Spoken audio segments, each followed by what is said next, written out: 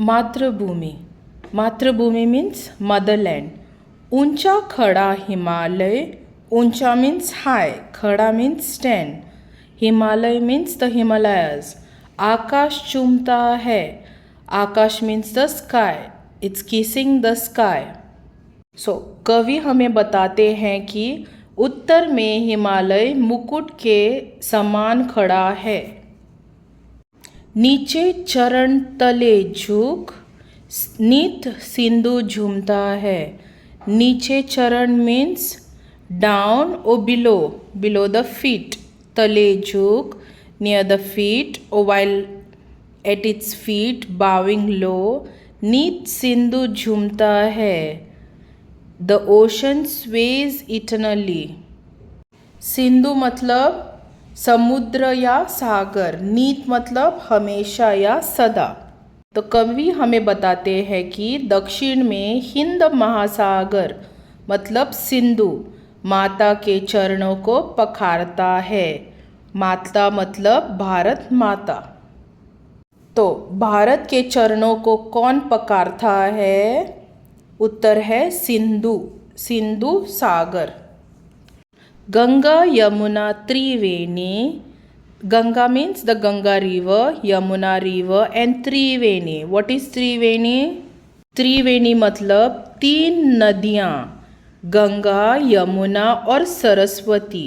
ये तीन नदियों का संगम. The meeting point of all three rivers. Which are the three rivers? Ganga, Yamuna and Saraswati. So Ganga, Yamuna and Triveni. These rivers flow in waves. Lahar means waves. Nadiya means rivers. जगमग छटा निराली.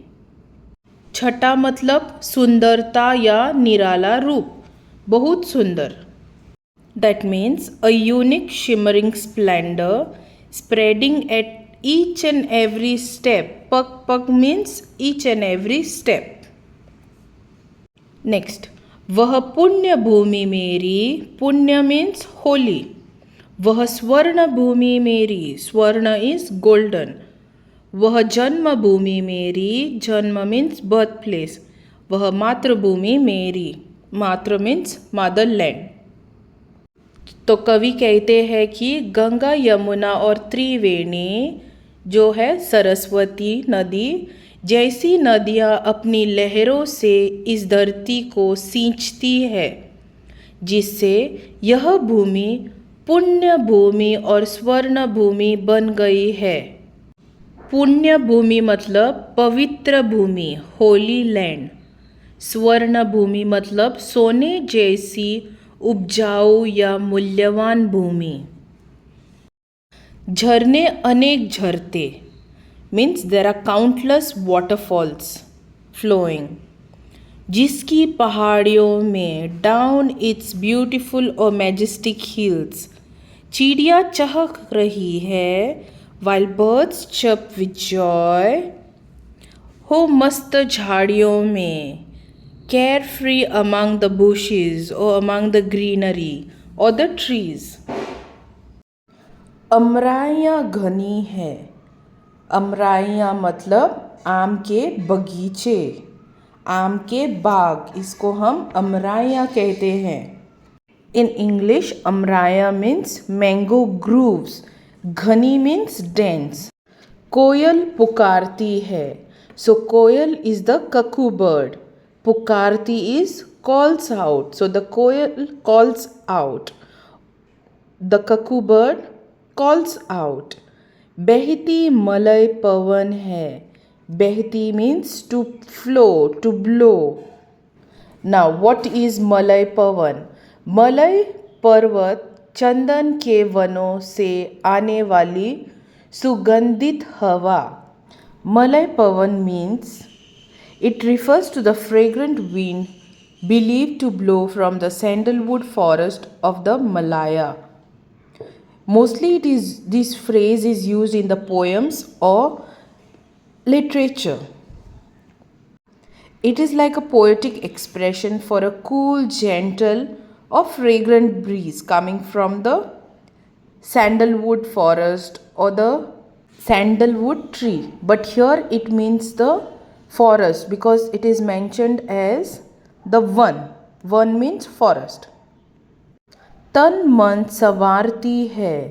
तन मन means body and soul. Savarti means refreshes. So refreshing both the body and the soul. तो Malay पवन का स्वभाव कैसा है? उसका उत्तर है शीतल और सुगंधित, क्योंकि वह अपने सुगंध से लोगों को अपनी ओर खींचती है. मलय पवन के चलने से वातावरण पर क्या प्रभाव पड़ता है? तो वातावरण कैसा होता है? मन में शांति और प्रसन्नता का संचार होता है. So your body and soul refreshes.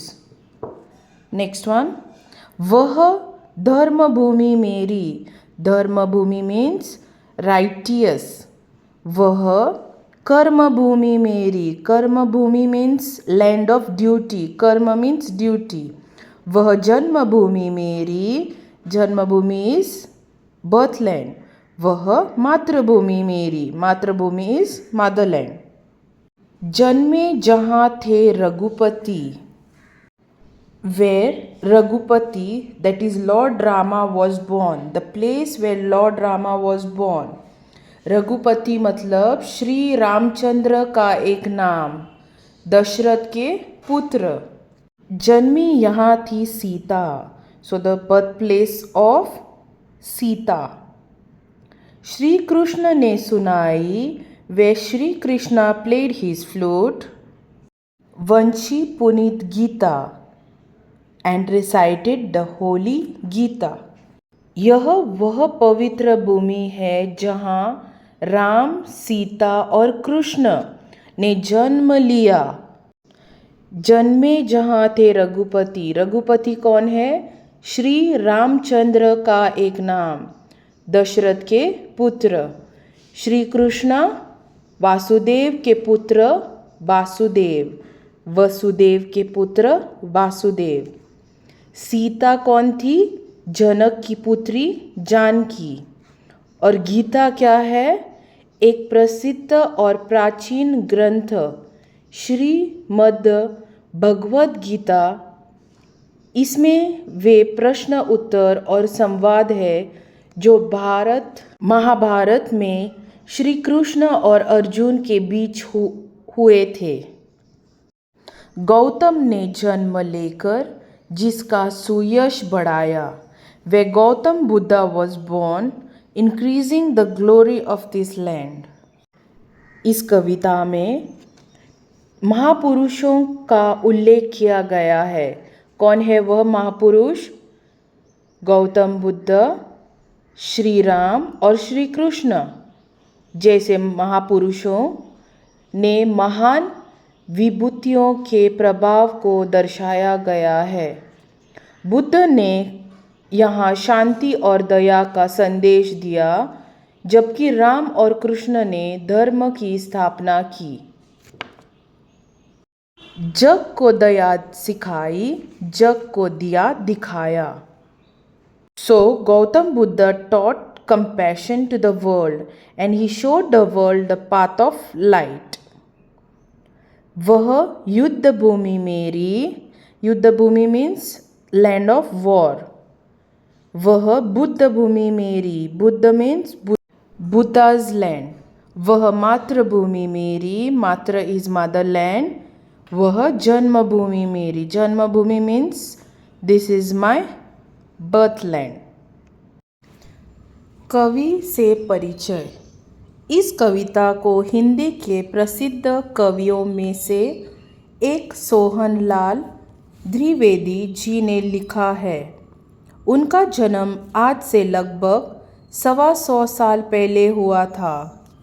उस समय अंग्रेज़ों का भारत पर आधिपत्य था. उन्होंने अपनी लेखनी से अंग्रेज़ों का विरोध किया. उनकी लेखनी का सबसे प्रिय विषय था देशभक्ति. भारत के गौरव का गान करना उन्हें बहुत प्रिय था।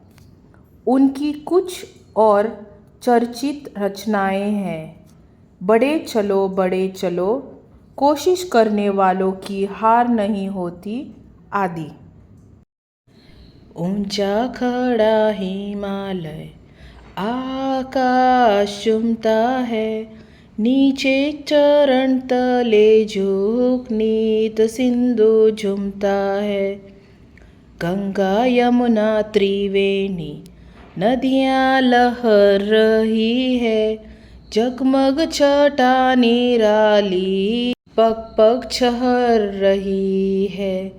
वह पुण्य भूमि मेरी, वह स्वर्ण भूमि मेरी, वह जन्मभूमि मेरी, वह मातृभूमि मेरी। झरने अनेक झरते जिसकी पहाड़ियों में, चिड़िया चहक रही है हो मस्त झाड़ियों में। अमराइयाँ घनी है, कोयल पुकारती है, बहती मलय पवन है, तन मन संवारती है। वह धर्म भूमि मेरी, वह कर्म भूमि मेरी, वह जन्मभूमि मेरी, वह मातृभूमि मेरी। जन्मे जहाँ थे रघुपति, जन्मी जहाँ थी सीता, श्री कृष्ण ने सुनाई वंशी पुनीत गीता। गौतम ने जन्म लेकर जिसका सुयश बढ़ाया, जग को दया सिखाई, जग को दिया दिखाया। वह युद्ध भूमि मेरी, वह बुद्ध भूमि मेरी, वह मातृभूमि मेरी, वह जन्मभूमि मेरी।